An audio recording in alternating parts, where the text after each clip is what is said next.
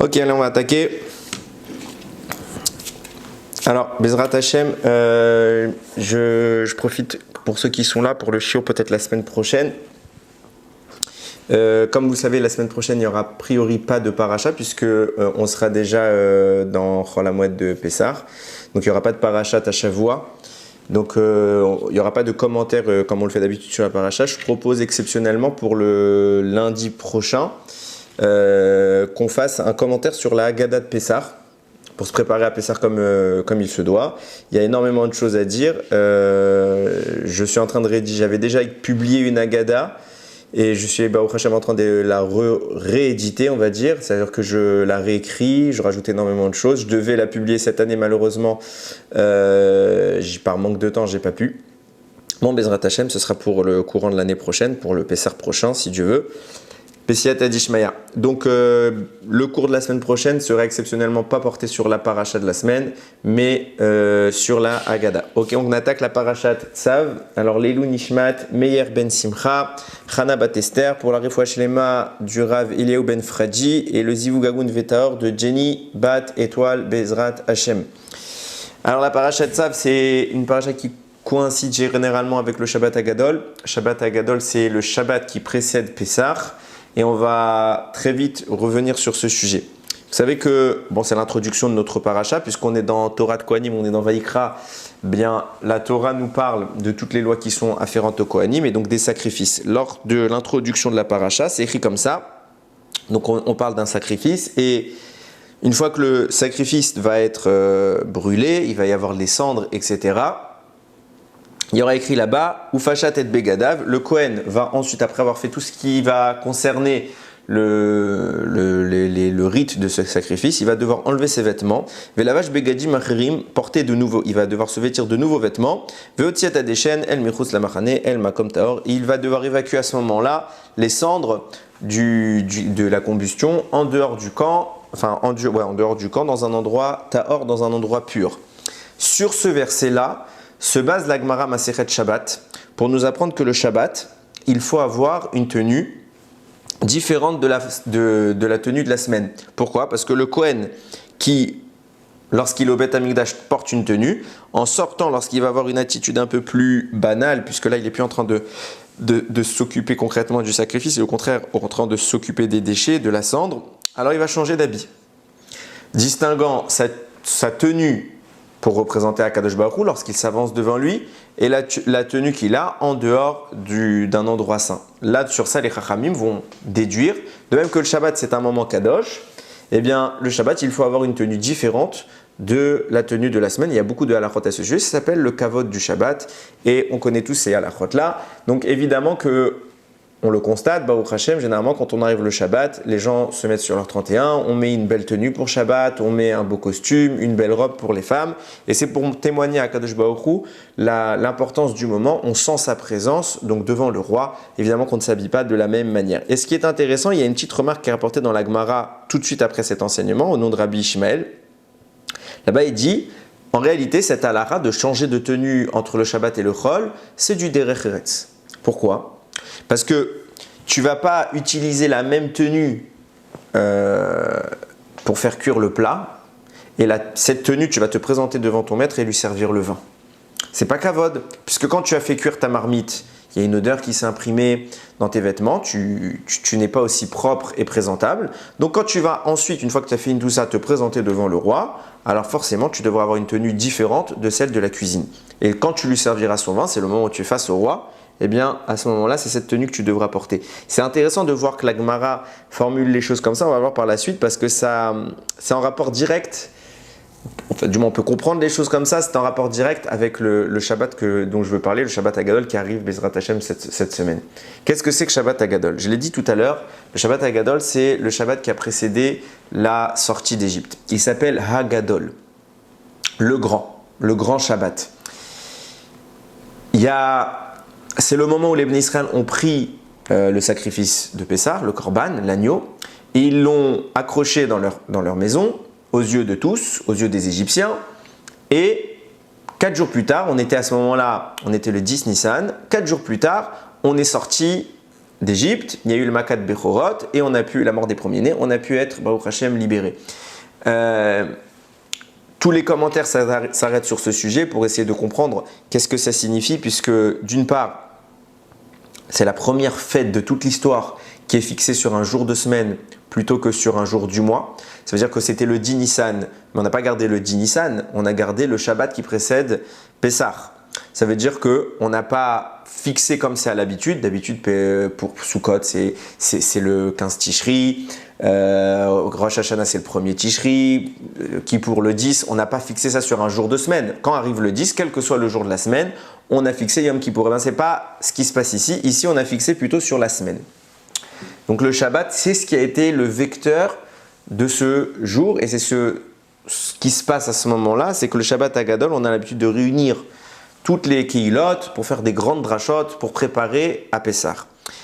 Alors il y a plusieurs avis sur pourquoi ce Shabbat est appelé Gadol. Et c'est sur ça que je vais essayer un petit peu de parler. Vous allez voir qu'il y a une notion très poussée qu'on va essayer de mettre en place. Je vais revenir sur plusieurs choses que j'ai déjà dit dans d'autres Divrei Torah où il y a longtemps. Mais ensemble, ça nous permet un peu mieux de comprendre ce qui est en train de se passer. Viennent les Tosfot. Je précise, ce n'est pas tous les avis qui disent la même chose, chacun a son opinion, il y a plus de 2-3 qui se mettent en avant sur la raison pour laquelle on appelle Shabbat le grand Shabbat. D'après les Tosfot, c'est en vue du grand miracle, l'immense miracle qui a eu lieu en ce jour. Quel était ce miracle? C'est bien en effet, c'est ce que je disais tout à l'heure, c'est que quand on a pris l'agneau pour le Korban Pessah et que aux yeux de tous on l'a attaché, on a annoncé ce qui se passait, sont venus les premiers-nés nous demander qu'est-ce qui se passe, pourquoi vous prenez l'agneau. Alors on leur explique, voilà, on va faire le Korban Pessah et Hachem va tuer tous les premiers-nés. Et ce qui se passe, c'est que pour nous sauver, Hachem nous a demandé de faire le Korban Pessah. On va mettre du sang sur les linteaux, on y reviendra tout à l'heure, et sur les poteaux des portes. Et une fois que le sang sera posé, Hachem va venir tous vous tuer. Et nous, grâce à ça, on sera protégés.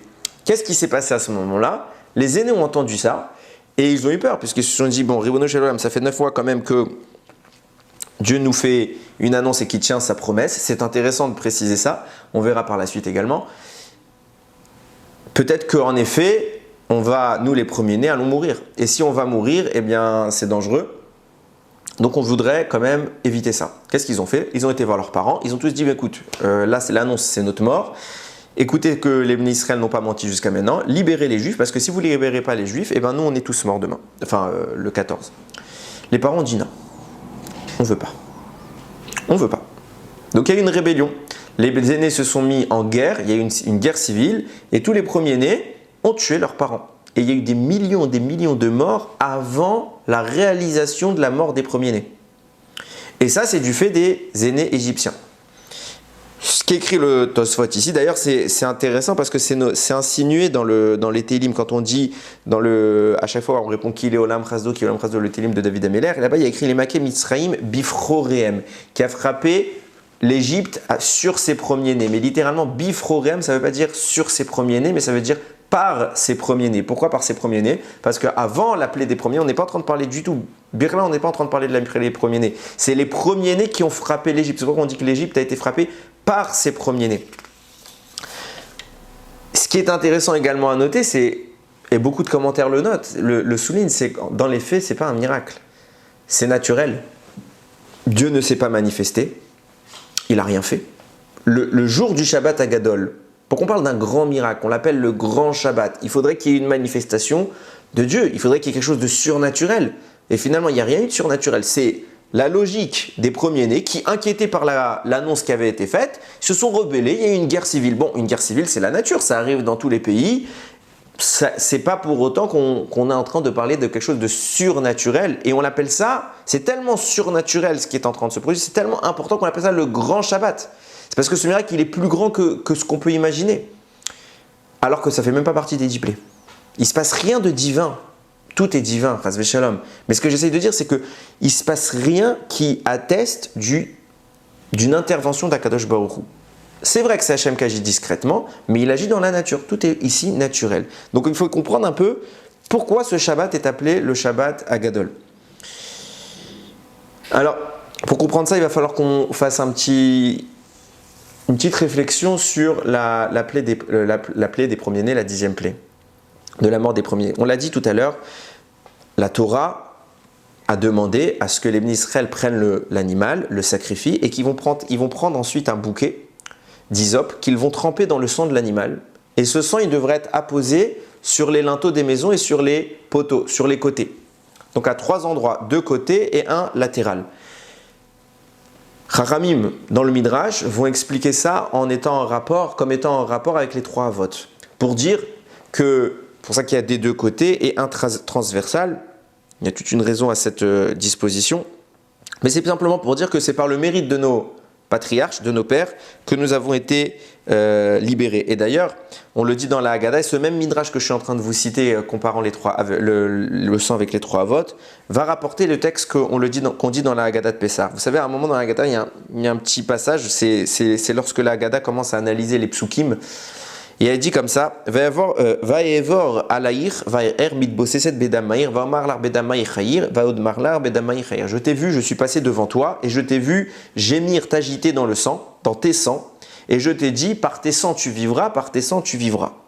Reva ketsemar sade netatir, vatirbi vatikdeli vatawi baradi adaim.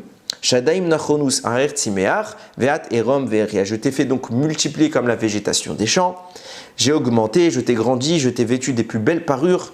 Tes seins se sont affermis, une chevelure a poussé, mais tu étais nu et dénudé. Akadosh Baruch Hu est en train de parler aux Bnei Israël pour leur annoncer l'idée suivante. En effet, je suis passé devant toi et tu étais en train de gémir dans tes sangs. De quoi on parle? Ramim vont expliquer l'idée de dire que les sangs dont on parle, c'est les 2 mitzvot liés au sang qu'Akadosh Baruch Hu a demandé pour qu'on puisse sortir d'Égypte. On avait un problème arrivé à la sortie d'Égypte. Certes, on a le mérite de nos pères. Certes, Hachem veut nous libérer. Seulement, on n'a pas de mérite pour acter cette libération. Donc, il va falloir que nous agissions pour justifier de notre délivrance. Comment Akadosh Baruch Hu va procéder? Il va nous donner 2 mitzvot liés avec le sang. Lesquels? La Brit Mila et le Korban Pessah. Les deux, on va récupérer le sang du Korban Pessah qu'on va mettre sur les linteaux, et la Brit Mila est une mitzvah qui fait couler le sang. Et c'est pour ça que la Torah dit « Je t'ai vu gémir dans tes sangs ». Parce que ce sang-là est ce qui va nous permettre de gémir pour qu'Akadosh Baruch Hu puisse nous libérer. Et pourquoi? Parce qu'à la fin du texte, il dit « Ve'at erom ve'eria » parce que tu étais complètement nu et dénudé. Ça veut dire quoi? Tu n'avais pas de mitzvot. Puisque tu n'avais pas de mitzvah justifiant que je te libère, alors tu étais nu. Qu'est-ce qui a acté le mérite de votre libération? Les 2 mitzvot liés au sang. C'est pour ça qu'il y a écrit 2 fois Va omarlar bedamaïr chayi, va omarlar bedamaïr chayi. Je t'ai dit par le sang tu vivras, je t'ai dit par le sang tu vivras. Première fois que je te l'ai dit, c'est pour le sang de la Brit Mila. Deuxième fois que je te l'ai dit, c'est pour le sang du Korban Pessah. Ce qui est intéressant ici, les mots qui sont employés sont ceux de la nudité. Le Ham Israël n'a pas de mitzvah et donc il est nu. Et pourquoi on parle de nudité? Alors on peut le comprendre s'agissant de la Brit Mila, qu'on pourrait voir, parce que qu'est-ce qu'on est en train d'expliquer ici? C'est qu'on était nu de mitzvot et du coup en faisant ces 2 mitzvot, on a pu vêtir notre vêtement. Qu'on parle de la Brit Mila comme un vêtement, bon, même si c'est un peu imagé, on peut l'entendre. Pourquoi? Parce que la Brit Mila, c'est le tampon d'Akadosh Baruch Hu, c'est le sceau divin qu'on appose sur la chair de l'homme. Donc en effet, il y a ici l'idée d'être vêtu, d'être recouvert d'une notion divine. Par contre, l'accomplissement du Korban Pessah, lui, il ne fait pas grand-chose de particulier. Pourquoi? Parce que, bien sûr que ça a du mérite, mais il ne fait pas contre quelque chose, c'est pas quelque chose qu'on pourrait comparer à un vêtement, parce qu'il ne nous habille pas, c'est quelque chose d'extérieur qu'on fait sur un animal, on pose du sang sur nos portes à la limite, mais ce n'est pas quelque chose qui est à même notre corps. Pourquoi on le compare à un vêtement? Alors sur ça, il y a une grande question qui est posée et qu'en fait la réponse va nous permettre de comprendre. Vous savez que quand on va dire à Manishtana, l'enfant va poser des questions à son père. Et quand il posera ces questions, le père est censé par la suite répondre à son enfant. Dans les faits, tout n'est pas répondu dans la Haggadah. Quand l'enfant va dire « Pourquoi on mange de la matzah ?» ça on va répondre. Pour le maror, on va répondre. Par contre, la question qu'on ne répond pas, pourquoi on trempe à 2 reprises notre repas pendant cette nuit-là? Parce que la première fois qu'on va tremper notre repas, c'est pendant Karpas. On va prendre une herbe amère qu'on va tremper dans de l'eau salée. Pourquoi? Alors pour rappeler l'amertume et que ça va pourra tremper, manger une herbe amère, ça suffisait en soi. La deuxième fois qu'on trempe, c'est quand on va prendre le maror et lui aussi on va le tremper dans le charoset. À 2 reprises on trempe. Encore une fois, on ne comprend pas quel est l'intérêt de tremper. Alors ça a une symbolique le charoset, ça a plein de choses. Mais pourquoi tremper? Pourquoi ne pas manger le maror d'une part, l'eau salée d'autre part, le charosset séparément. Pourquoi il va falloir qu'on fasse cette attitude de tremper? Et à ça, le Ben Ishraï apporte une réponse. En effet, alors première chose, pourquoi la Haggadah ne répond pas à cette question? Tout simplement parce que la Haggadah a initié notre réflexion, elle a donné pas mal de réponses, mais il y a un moment où il va falloir que nous allions plus loin et que nous soyons à même de répondre aux questions qui sont posées par la Haggadah à nos enfants. Donc, certes, la Haggadah va répondre pour la matzah, pour le maror, mais elle ne va pas tout nous dire. À un moment, c'est à nous de chercher des commentaires et c'est toute la mitzvah de Pessah de commenter toute la nuit. Veigatta lebincha, tu raconteras à ton fils, tu raconteras au travers des commentaires de la sortie d'Égypte. Qu'est-ce qui se passe ici? Le Ben Ishraï nous rappelle qu'en réalité, les deux instants où nous trempons dans le Seder sont toute la symbolique qui va encadrer notre exil, à savoir qu'il faut se souvenir qu'il y a deux endroits dans la Torah où on a trempé. On a eu l'attitude de tremper. C'est mentionné que 2 fois dans toute la Torah. La première fois, c'est au moment de la vente de Yosef. Les frères jaloux de Yosef vont décider de le tuer, puis au final, ils vont changer d'avis et ils vont le vendre en esclave. Il va atterrir en Égypte. C'est ce qui va d'ailleurs amorcer notre exil. Maintenant, ils ne pouvaient pas le dire à leur père. Donc, comme ils n'ont pas voulu le dire à leur père, ils ont dissimulé la vente de Yosef en prétendant sa mort. Ils ont pris cette fameuse tunique que Yosef avait reçue par son père, le cadeau que Yaakov avait fait, et ils vont la tremper dans le sang d'un animal afin de tromper leur père, de tromper Yaakov et qu'il pense que son fils est mort. Il se passe donc quoi? Ils ont pris la tunique de Yosef et l'ont trempée dans le sang. C'est la première fois. Et cette attitude-là, cette démarche, cette erreur, cette faute du Ham Israël, enfin à l'époque, du Ham Israël de l'époque, donc des frères, va nous entraîner en Égypte. Yosef descend et on finit par lui emboîter le poing, on le rejoint tous. C'est pour ça qu'on entame notre récit de la Haggadah par Karpas. On fait le Kiddush et après on fait Karpas. Pourquoi? Parce qu'on est avant Magid. Magid, c'est quand on va raconter l'histoire. Karpas, c'est avant ça. Et là, ce qu'on est en train de raconter, l'histoire de la vente de Yosef, se produit avant notre exil concret, puisque c'est plus tard qu'on va rejoindre Yosef en exil. Jusque-là, il n'y a que lui qui descend, donc c'est l'amorce. Donc de même qu'on est dans l'amorce du Seder, qui est le récit de la sortie d'Égypte, en amorce, on prend Karpas. Pourquoi on parle de Karpas? Parce que Karpas, quand vous prenez la manière d'écrire Karpas, ça s'écrit un Kaf, un Resh, un P et un Samer. Vous coupez le mot en deux, ça fait Kaf, Resh et P, Samer. Ça nous fait référence à quoi? Le fait que l'attitude des frères a été de faire une vente, un mecher.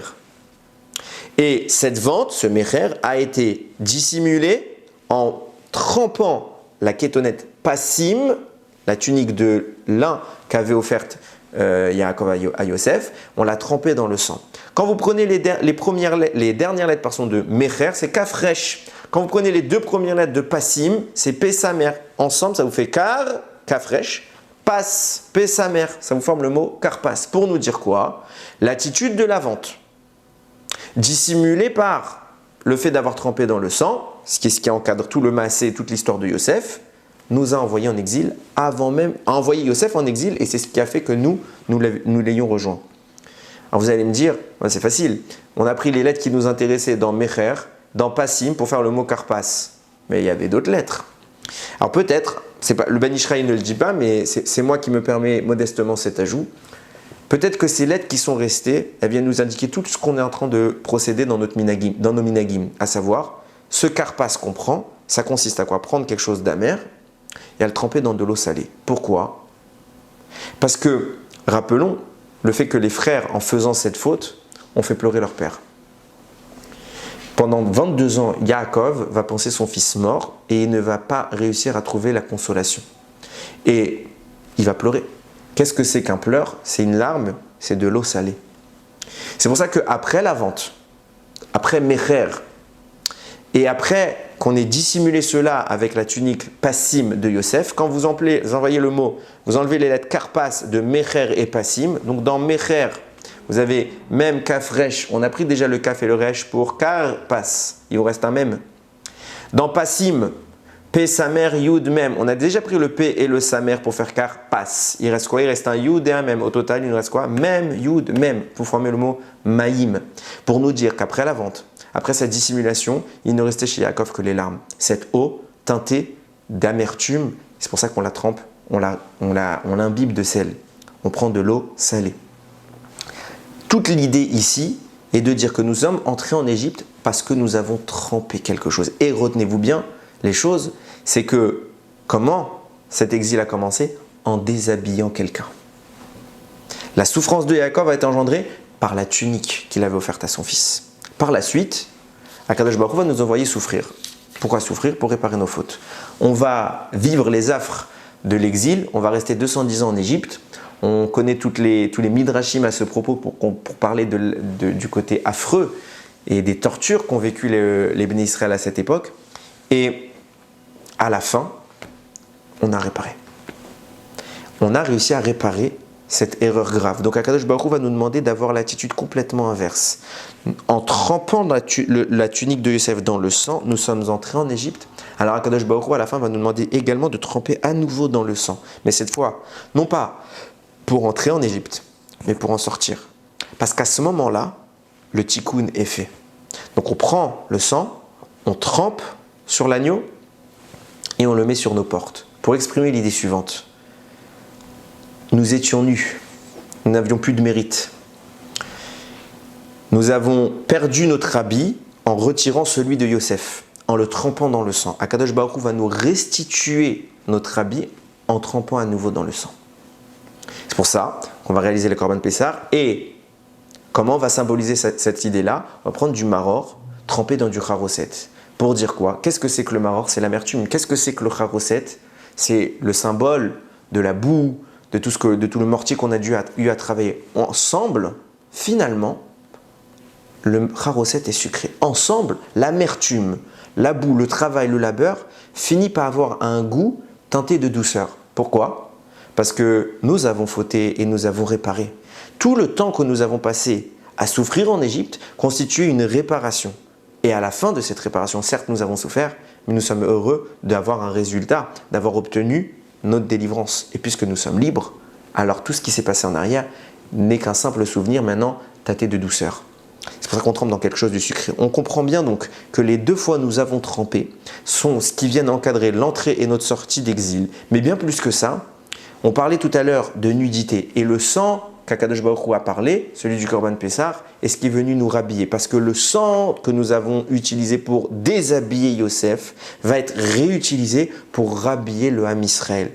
Et quand on y va au bout, excusez-moi, c'est pas très, très français ce que je viens de dire, quand on va jusqu'au bout des choses, on va se rendre compte d'un lien étroit qui est en train de se tisser avec notre propos. À savoir que finalement, quand on analyse l'attitude des frères, finalement c'est un manque de respect de leur père. C'est pas Kibud Av Va'em ce qu'ils ont fait. Ils ont laissé pendant 22 ans, ils étaient au courant de la vérité, et pendant 22 ans, ils vont laisser pleurer Yaakov, leur père. Ils sont au courant. Alors il y a plein de raisons, je ne suis pas en train de parler des raisons pour lesquelles ils se sont tués. Chacun savait sa raison.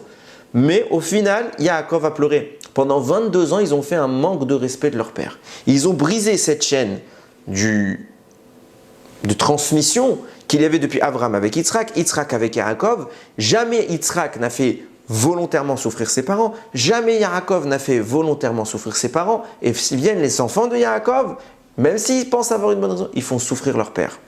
Et pas contre leur gré. Ils sont conscients. Et finalement, même Yosef est contraint de faire souffrir son père. Lui, c'est contre son gré, parce qu'il ne peut pas réaliser Kibud Av Va'em pendant 22 ans, parce que lui, il est esclave maintenant. Il est en Égypte. Il n'a pas les moyens d'être à côté de son père. Donc, il est lui-même contraint à briser cette chaîne entre lui et son père et à manquer de respect à son père. Et alors, vous allez me dire, qu'est-ce que ça fait?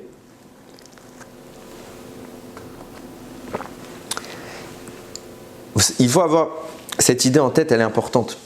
Parce que la relation d'un père avec son fils et de façon généralisée des parents avec leurs enfants, c'est la clé de la longévité du Ham Israël. Pourquoi?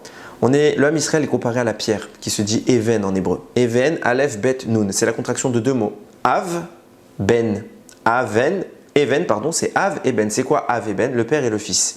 La transmission qu'un père fait à son fils, cette connaissance d'Hachem, ce savoir des mitzvot, cette manière de les accomplir, d'étudier la Torah, constitue la pierre angulaire de l'existence du Ham Israël. Et cette solidité, qui est capable de résister à peu près toutes les épreuves, c'est ce qui a permis la longévité de notre peuple. C'est ce qui fait qu'aujourd'hui, en 5783, on est tout à fait encore existant, on est plus puissant que jamais, parce qu'on est retourné en Eretz Israël, on a quelque chose qui est en train de se produire, on sent la Géoula approcher, on parle de nous partout, mais on existe. On a voulu nous faire du mal, on est toujours là. On a tenté de nous éradiquer, on est toujours là. Pourquoi? Parce que notre essence, c'est la Torah. La Torah, c'est ce que notre père nous a transmis.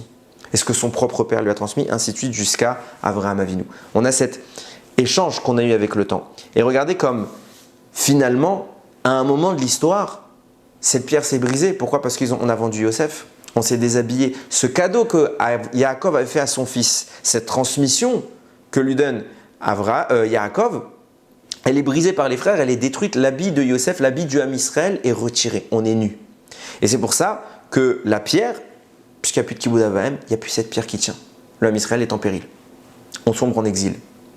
Et là, Yaakov le dira lui-même, lorsque, à la fin de sa vie, Parashat Vayikri, il va retrouver Yosef, il va bénir, juste avant de mourir, il va bénir tous ses enfants, et il va dire à ce moment-là, Vayemareruhu, varobu, Vaistemuhu, Ba'alechitzim.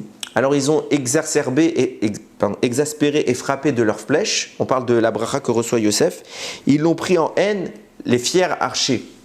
On parle de qui?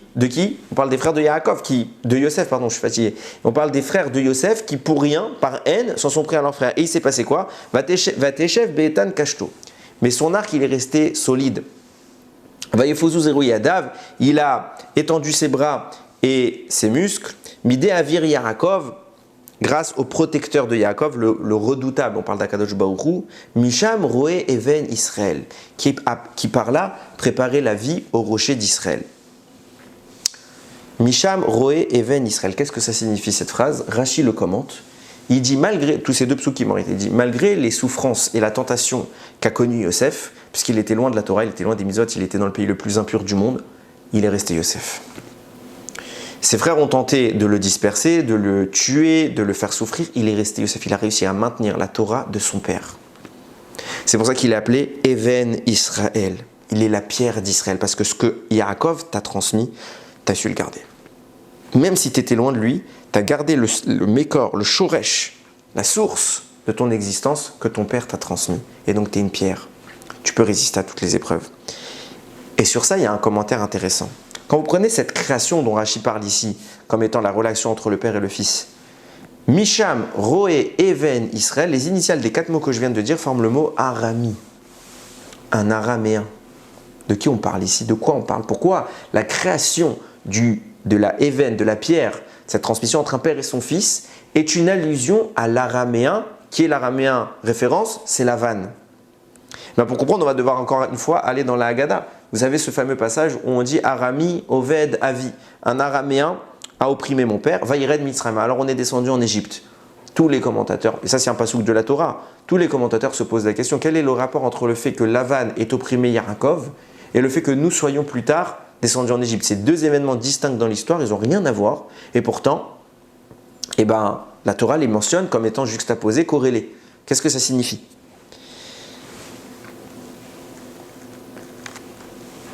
Par ailleurs, il y a une deuxième question qui se pose. On sait que dans la Haggadah, le premier passage du récit de la sortie d'Égypte de Maguide, c'est Al-Ahma'ania. Al-Ahma'ania, c'est voici le pain pauvre que nos parents ont mangé en Égypte. Il écrit ce texte en araméen. Et c'est l'introduction, et pourtant c'est en araméen. C'est invraisemblable parce que quand on analyse, il y a beaucoup d'explications sur cette idée-là. Il y en a qui disent que c'est en rapport avec les malachim, il y en a qui disent parce que c'est le langage commun du peuple. À cette époque-là, c'est pour montrer que l'araméen c'était quelque chose de courant, donc il faut comprendre, etc. Bon, il y a plein d'explications à ce sujet. Mais quand on analyse toute la Haggadah, soit on explique que c'est en rapport avec les anges, qui n'aiment pas spécialement ces langues parce qu'elle est laide. Ok? Alors dans ce cas-là, on veut témoigner par là que en fait, l'idée c'est de dire, comme ils n'aiment pas cette langue, elle est laide, ça témoigne de la présence d'Akadosh Baruch Hu, puisqu'on passe plus par l'intermédiaire des anges. Parce que si ça avait été passé par les anges, notre récit de la sortie d'Égypte, puisqu'on parle en araméen, ils n'auraient pas pu le transmettre à Hachem. Ils n'aiment pas cette langue. Et si on se permet malgré tout de parler en araméen, c'est peut-être parce qu'Akadosh Baruch Hu est présent parmi nous. C'est toute l'importance du Seder, certes. Alors pourquoi tout le reste il se fait en hébreu? Pareillement, si on dit que c'est parce que c'était le langage commun, alors pourquoi tout le reste du récit se fait en hébreu? On aurait dû le maintenir en araméen. Soit tu commences avec l'araméen, tu finis avec l'araméen, mais tu fais un mélange de hébreu-araméen. Ce qui se passe ici, c'est qu'en réalité, il y a une notion beaucoup plus profonde que cela. Le Maharsha, dans Masechet Megillah, il pose la question de savoir d'où vient cette langue araméenne. Parce que quand on analyse un peu les textes juifs, la tradition, on voit que l'araméen est omniprésent. On a deux langues dans tous nos écrits qui reviennent. C'est quoi? C'est l'hébreu, Baruch Hashem, c'est la Shon HaKodesh, et l'araméen. Pourquoi l'araméen on le voit partout, on le voit dans la Gemara, on le voit dans le Midrash, on le voit dans les Targum, on le voit dans tout. L'araméen, il est omniprésent. Dans tous les la majorité des textes importants de la Torah orale, c'est de l'araméen. Donc, comment ça se fait que d'où vient cette langue pour qu'elle soit aussi importante pour le Ham Israël? Réponse, vient le Maharsha et nous dit, parce qu'en réalité, il y a 2 langues pour le Ham Israël issues de nos parents. Rappelons que nos parents sont des Ivrim, nos pères, Avraham, Yitzhak et Yaakov, vivent en Eretz Israël, tandis que nos mères sont araméennes. Les quatre femmes de Yaakov qui vont constituer le Ham Israël viennent tous de Lavan ha-Arami. Lavan l'araméen. C'est toutes des araméennes. Et cela signifie quoi? Ça signifie que nous le voulions ou non, on a dans notre patrimoine génétique et spirituel un lien avec Lavan et avec toutes les forces du mal qu'il représente. C'est d'ailleurs ce que lui-même affirmera lorsque, par la suite, il va poursuivre, quand Yaakov va partir de chez lui, il va le poursuivre. Et il va le rattraper, il va lui dire « Abanot benotai ve'abanim banai ». Ses filles, c'est mes filles, et les fils, c'est mes fils. Pour dire quoi? Yaakov, certes, toi tu es ivri, moi je suis araméen, mais c'est pas pour autant que c'est pas mes enfants. C'est ma famille, c'est mon sang. Donc en eux, moi j'estime qu'il y a ma présence. Et pourquoi on ferait eux deux des ivrim et pas des araméens? Pourquoi ils devraient tendre vers ta pensée plutôt que la mienne? Et lui va dire non, ce que j'ai légué à ma descendance, j'en fais comme étant la référence. À savoir, tes filles, tes fils, c'est mes fils. Vous êtes tous des araméens. Et puisqu'on descend tous de Rachel, Bilha, Zilpa et Léa, alors on est aussi des araméens. C'est pourquoi notre langue paternelle sera l'hébreu, notre langue maternelle sera l'araméen. C'est pour ça que la Torah écrite, qui représente l'aspect dévoilé, concret, s'exprimera en hébreu, et la Torah orale, qui représente la discrétion, le secret, s'exprimera en araméen. Pourquoi? Parce que c'est le côté féminin, et le féminin est caractérisé par la pudeur, par la tsniout. C'est pour ça que la Torah orale qui correspond à cette tsniout est en araméen, parce qu'elle vient de nos imaot. Et alors, il faut chasser ça de nous. C'est quoi qu'il faut chasser? C'est quoi cette idée qu'il faut retirer? C'est la présence de Lavan en nous. C'est pourquoi, tout de suite après l'oppression chez Lavan, nous dit la Torah, on est descendu en Égypte. Pourquoi? Qu'est-ce qui s'est passé? Parce que du côté de Yaakov, il a un héritage paternel. Il a un lignage saint, il a Avraham, il a Yitzhak, ils ont déjà fait ce travail de purge personnel où ils se sont rapprochés d'Akadosh Baruch Hu. Donc Yaakov, il est né tam, pur. Par contre, les 4 filles de Lavan, Bilha, Zilpa, Rachel et Léa, elles naissent d'un homme qui est impur. Alors elles vont commencer et initier ce travail, mais elles n'ont pas 3 générations qui les précèdent. Du coup, il y a toujours un résidu de Lavan en eux, qu'ils n'ont pas eu le temps de remplacer. C'est pourquoi nous allons descendre en Égypte, justement pour faire cette purge, pour faire cette purification de ce qui est en nous. Et à un moment, on va arriver à raffiner notre être et à supprimer l'impact que Lavan avait, qu'a réussi Lavan à imprimer en nous. C'est pour ça que le Khatam Sofer, il rajoute, on a une preuve de ça dans la Torah. La Torah parle de l'Égypte, il y a écrit comme ça, Vayotzi etrem mikur à Barzel.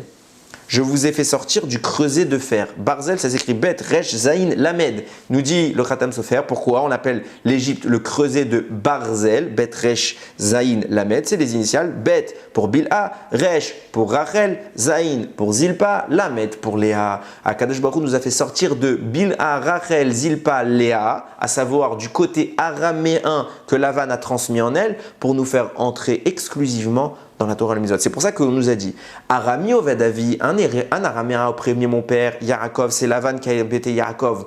Pourquoi il a fallu après tout ça Vayered Mitzraïma? On est alors, suite à ça, on est descendu en Égypte parce que la présence de Lavan dans notre patrimoine génétique est une raison qui justifie que nous devions descendre en Égypte pour nous purger de cela.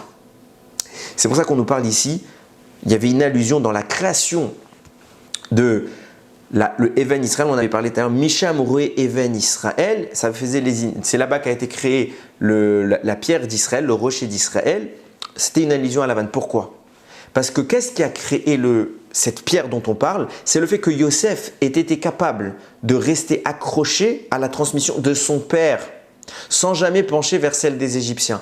Pareillement, tout le travail qui a été opéré en Égypte, c'était de rester accroché à la transmission de notre père Yaakov, plutôt que de notre grand-père Lavan. Il a fallu faire garder ce lien qui nous unissait à notre paternel. Et en cela, on a réussi à changer notre statut. Quand on a réussi à purger cet aspect négatif vers lequel Lavan voulait nous tirer, alors on a récupéré nos vêtements.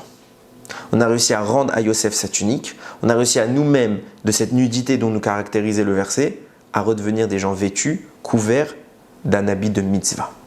Et c'est lorsqu'on a donné à Yosef, on a rendu à Yosef sa tunique, comment? En inversant le sang qui avait été utilisé, en trempant à nouveau dans du sang. Alors à ce moment-là, nous avons pu nous aussi bénéficier d'un habit, et la Torah nous le dit. Je t'ai vu gémir dans tes sangs, tu étais nu, mais le sang t'a recouvert. Puisque le sang, et ce qui t'a permis de sortir, c'est que le sang t'a revêtu. D'ailleurs, c'est intéressant de noter que quand les frères vont retourner auprès de Yosef, qu'est-ce que Yosef va leur offrir? Des habits. Pourquoi il leur offre des habits? Il aurait pu leur offrir plein de choses, des richesses, du blé, ce que vous voulez. Non, des habits. Parce que le fait que vous descendiez en Égypte, maintenant, c'est ce qui permettra aux Ham Israël de recouvrir leurs habits. Et regardez comment les choses vont aller un peu plus loin. Je l'avais dit en introduction, au nom de Rabbi Ishmael, le Shabbat, il faut changer d'habit parce que ce n'est pas un kavod pour le roi d'être servi avec la même tunique avec laquelle tu as préparé le plat. De quoi on parle? Là-bas, on va servir le vin au roi et c'est pas kavod d'avoir la même tunique que lorsqu'on cuisinait. Pourquoi on parle du vin? Parce que nous dit le Or Zaroua, la raison pour laquelle on va boire 4 verres de vin, on va choisir spécialement du vin rouge, c'est en souvenir des 2 sangs dont je parle. Le sang de la Brit Mila et le sang du Korban Pessar. Le vin est ici le symbole du moment où le Ham Israël récupère son habit. Et puisque le Ham Israël récupère son habit, alors il n'est plus dans la même tenue qu'avant le moment où il a versé le sang. C'est pour ça que nous dit le Rabbi Ishmael, lorsque tu t'es fatigué à cuisiner, tu as fait toute la partie sale, quand tu étais en Égypte, tu as fait toute la partie de réparation, la partie de sanctification. Alors maintenant, tu avais un habit, maintenant change-le. Quand est-ce que tu le changes? Quand tu donnes le vin. C'est quoi le vin? C'est la symbolique du sang qui nous rend nos vêtements. Et à cet esprit-là, on peut commencer à comprendre, à envisager de comprendre quel était le secret de ce grand Shabbat qui était le Shabbat Agadol. Il y a plusieurs questions à poser sur cette plaie des premiers-nés. La Torah va nous demander, pour cette plaie, on l'a dit tout à l'heure, d'apposer du sang sur les portes. Pourquoi faire? Pour nous préserver. Grâce à ça, Akadosh Baruch Hu sautera par-dessus nos maisons. Parce qu'il faut bien comprendre, Hachem le dit, c'est lui-même qui est venu tuer les premiers-nés en Égypte et ce n'est pas l'ange de la mort, ce n'est pas un ange, c'est moi Hachem qui vient et qui me dévoile et tue les premiers-nés. Alors pourquoi tu as besoin d'une marque sur les portes de nos maisons pleines de sang? Le dit la Torah, grâce à ça, on ne vous tuera pas. Ça veut dire que Dieu il a besoin d'un signe. Deuxième question, si un Égyptien il rentre chez moi, Hachem ne rentre pas, donc si c'est un premier-né, il va survivre? Clairement pas, il est mort. Donc ça veut bien dire qu'Akadosh Baruch Hu rentrait dans les maisons pour tuer les Égyptiens qui se cachaient chez les Juifs. Donc à quoi servait le sang? À rien. Réponse. Comme ça, il explique le Oznaïm, la Torah. Il dit, il faut bien comprendre ce qui est en train de se passer. Akadosh Baruch Hu a tué personnellement les premiers-nés. Comment il a fait ça? Il s'est juste manifesté en Égypte. Il est apparu. Il a arrêté de se cacher. Il a intensifié sa présence et cette Gdusha qui s'est manifestée à ce moment-là a tué tous les premiers-nés. Pourquoi? À l'image de ce qui se passe un petit peu en modèle réduit, bien sûr, ce qui se passe au moment de Matan Torah, Hachem se manifeste, il parle, tous les Bnei Israël meurent. Parce que quand la Gdusha, quand l'essence de notre existence se manifeste, alors notre Neshama est happée. Elle ne peut pas résister. Elle veut retourner à sa source. Donc la mort s'ensuit. C'est exactement ce qui s'est passé avec les Égyptiens, premiers-nés. Akadosh Baruch Hu s'est manifesté et cette aura, ce dévoilement de lumière a suffi à détruire tous les premiers-nés. Alors, vous allez me dire, pourquoi nous avons été protégés? Parce qu'Hachem n'a pas voulu nous tuer. Alors pourquoi il y avait besoin d'un signe? C'était pas pour la mort des premiers-nés le signe. C'était pas pour Akadosh Baruch Hu le signe. Parce que même les premiers-nés égyptiens chez nous sont morts. Le signe, c'est pour le Malach Hamavet, pour l'ange de la mort. Pourquoi? Parce que à chaque plaie, le Midrash l'atteste, à chaque fois qu'il y a eu une plaie, Paro envoyait des espions, des soldats, vérifier est-ce que les Bnei Israël ont aussi été touchés par cette plaie. Parce qu'à la seconde où nous aussi nous aurions été frappés de la plaie, alors ça prouverait que ce n'est pas Dieu qui l'a fait, parce que Dieu vient pour nous sauver, il ne va pas nous punir. Donc Akadosh Baruch Hu, si une fois il avait touché un des Bnei Israël, Paro aurait dit, ah bah finalement c'est qu'un phénomène naturel, regarde les Égyptiens et les Juifs sont touchés, il n'y a pas de preuve. Donc Akadosh Baruch Hu prenait soin à chaque fois de ne pas toucher les Bnei Israël. Pendant la mort des premiers-nés, s'il y avait ne serait-ce qu'une seule mort du côté juif, comme aurait dit Paro, c'est pas une mort, c'est pas la mort des premiers-nés, c'est la mort, tout simplement. Mais c'est pas divin, c'est pas une protection d'Hachem pour les juifs, c'est pas leur Dieu qui vient les libérer, puisque aussi meurent. C'est pourquoi il fallait s'assurer d'une soirée dans laquelle il n'y a aucun mort. Or, sur l'immensité du peuple qui est présent en Égypte, il y aurait bien eu une mort naturelle, une crise cardiaque, une mort de maladie, une mort de vieillesse. On peut imaginer tous les scénarios, Chas v'Shalom. Au moins une sur des millions de personnes. Si ça avait eu lieu, Paro aurait dit c'est pas un miracle. Qu'est-ce qu'a fait Hachem? Il a dit ce soir, le Malach Hamavet est au chômage. Il ne travaille pas. Bien sûr qu'il travaille, parce qu'il faut tuer les gens qui doivent mourir. Seulement, il ne touche pas à mes enfants. Ah, mais le Malach Hamavet, comment il va faire ça? Il ne sait pas qui peut tuer, qui ne peut pas tuer. Lui, il a une liste, il tue tout simplement. Il ne sait pas juif, pas juif. Il tue ce qu'il doit tuer. Réponse, Hachem a demandé, mettez du sang sur vos portes pour pas que le Malach entre chez vous. Les Égyptiens, vous inquiétez pas, j'en fais mon affaire. C'est moi qui m'occuperai d'eux. Mais vous, il ne faut pas qu'il y ait un seul mort. Et pour garantir cette protection, je vous demande de placer le sang sur vos portes pour que lui n'entre pas. Et regardez comment les choses se mettent en place. Il y a quand même une différence qui se produit entre cette plaie et les autres. C'est que c'est la seule plaie où on voit concrètement que les Égyptiens ont réellement eu peur.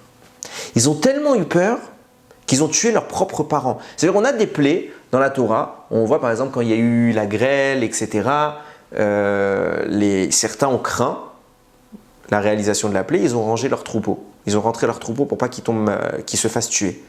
Bon, ça coûtait rien de le faire. Mais on voit pas qu'il y a eu une rébellion du peuple contre le roi, contre leurs parents, disant non, on veut pas qu'il y ait cette plaie, c'est dangereux, on va peut-être mourir. Non, jamais de rébellion, mais au cas où. Au cas où. Mais là, on voit concrètement une rébellion. Quoi, ça veut dire quoi? Tu pouvais pas mourir pendant les bêtes sauvages? Tu peux pas mourir quand tu n'as pas d'eau pendant une semaine. Tu peux pas mourir quand subitement il y a de la grêle qui peut tomber et exploser ta maison, enflammer ton pays. Tu vas pas avoir de mort. Pendant 6 jours emmurés vivants par l'obscurité, il n'y a pas de mort. Bien sûr qu'il y a des morts. Pas chute qu'il y a des morts. Ils n'ont pas eu peur de la mort. La seule fois de toutes les plaies où ils ont eu peur de la mort au point de se rebeller contre leurs parents, c'est quoi? Makat Bechorot. Qu'est-ce qui s'est passé? Qu'est-ce qui a changé? Réponse. Pas shoot. De même que nous, on le dit non-stop, sans cesse, on a craint l'assimilation. Et au fil des siècles, c'est la même histoire. On a peur que l'impureté extérieure nous impacte et que nous soyons un jour rabaissés dans notre doucha. C'est ce qui s'est passé en Égypte. Les Égyptiens ont réussi à nous impacter et à nous descendre. Mais ça peut aller aussi dans l'autre sens. Ça pourrait être nous qui arrivons par notre lumière à éclairer les autres.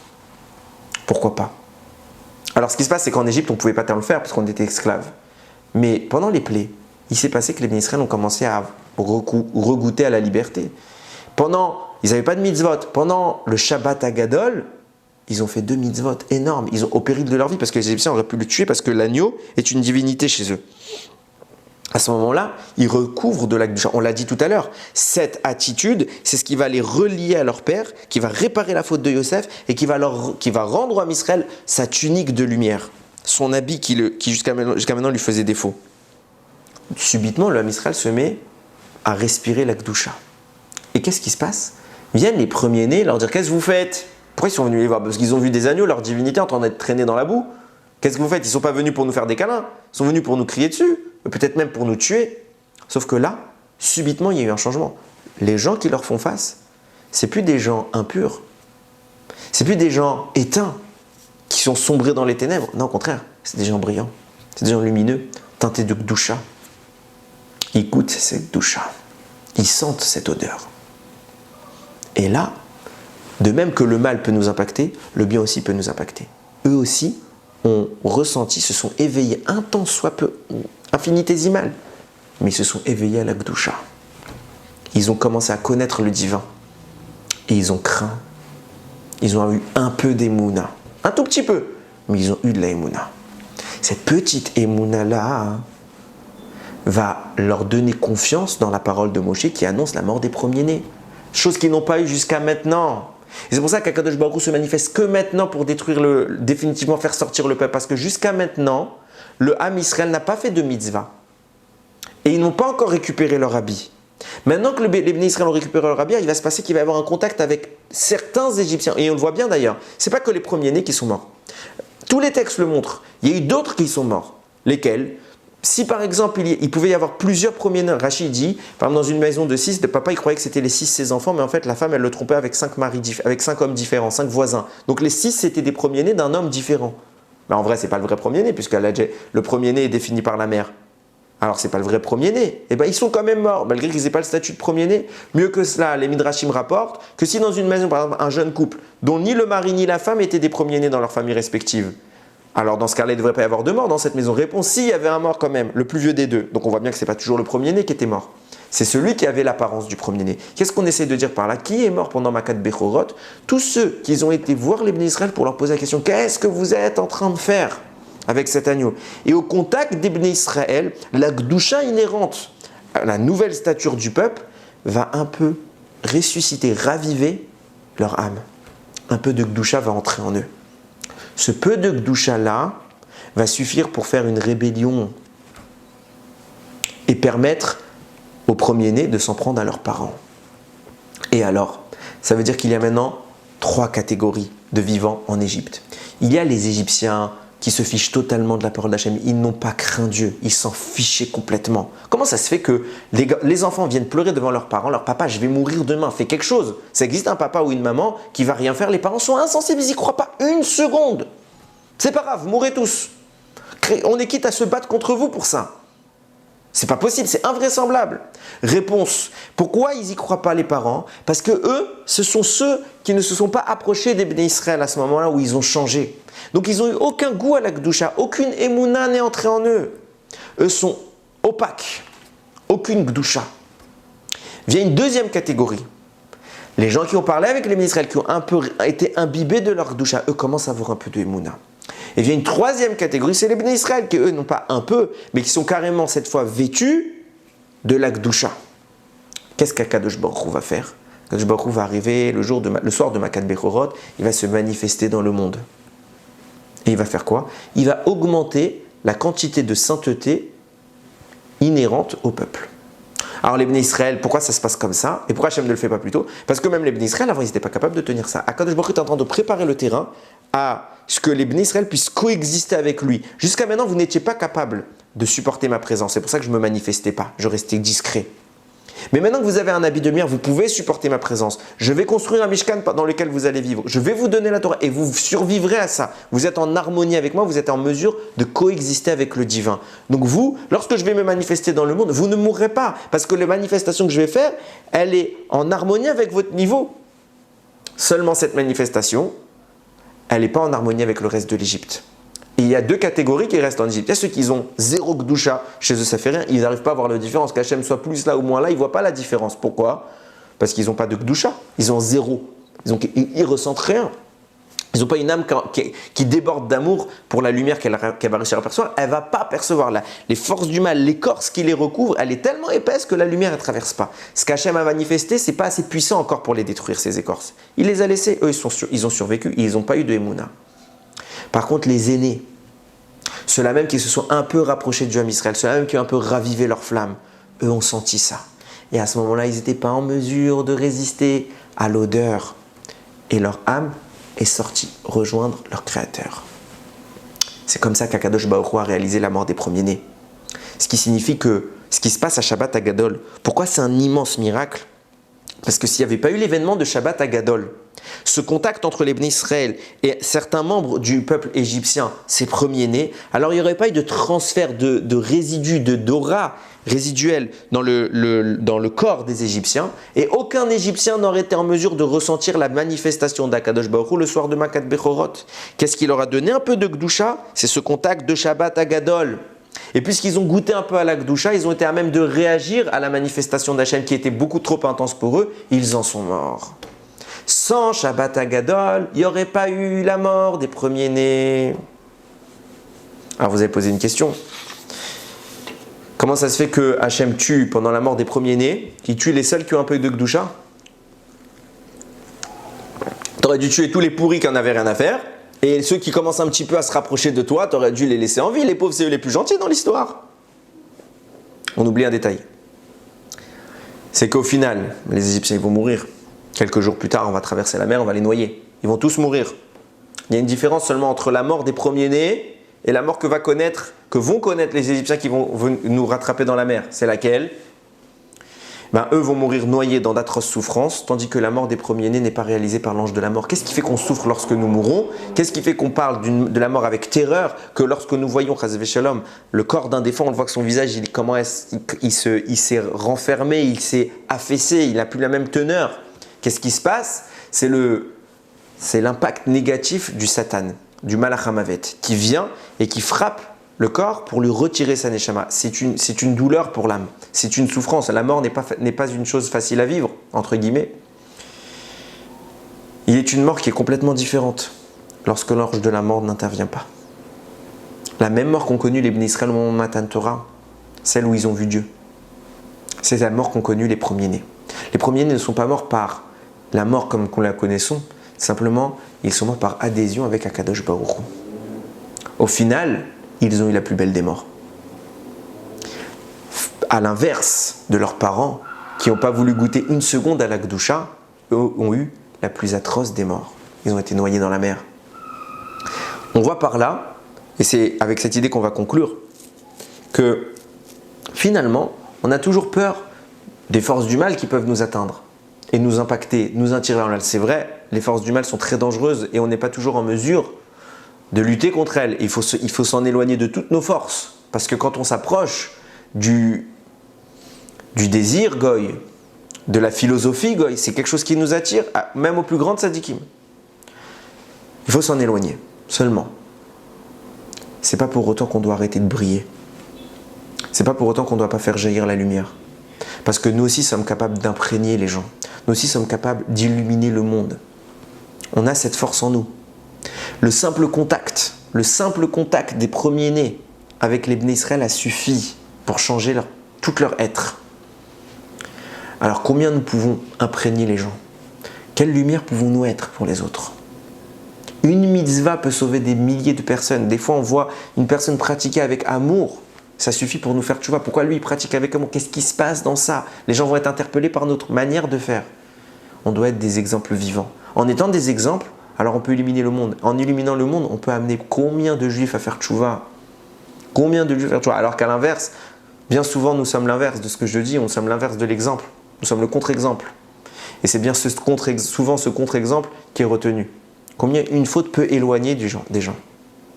C'est à nous, en tant qu'Am Israël, Hachem nous est venu nous sortir d'Égypte. Pourquoi? Pour le représenter. Alors si on représente Dieu, faisons-le bien. Soyons les dignes héritiers d'Abraham, Yitzhak, Yaakov, cette pierre qu'on a reçue. Yosef a su garder cette Torah de son père. Il a été la pierre du Ham Israël. Nous aussi, on a ce devoir de garder la Torah de nos pères et de la transmettre à notre tour à nos enfants. Parce que nous sommes ceux qui viendront illuminer le visage de nos enfants. Nous sommes l'exemple que les enfants veulent suivre. Alors montrons-leur le bon exemple. Montrons-leur l'envie d'Akadosh Baruch Hu, l'envie de le connaître, l'envie de l'Akdusha. Et c'est seulement par ça que le Ham Israël est éternel. Alors, il ratsonne que Akadosh Baruch Hu nous aide à se Pessah à nouveau, à briller plus encore que jamais, et que cette lumière puisse grandir, recouvrir le monde pour que la connaissance d'Hachem soit admise dans le cœur de chacun. Baruch Adonai Leolam, Amen ve Amen.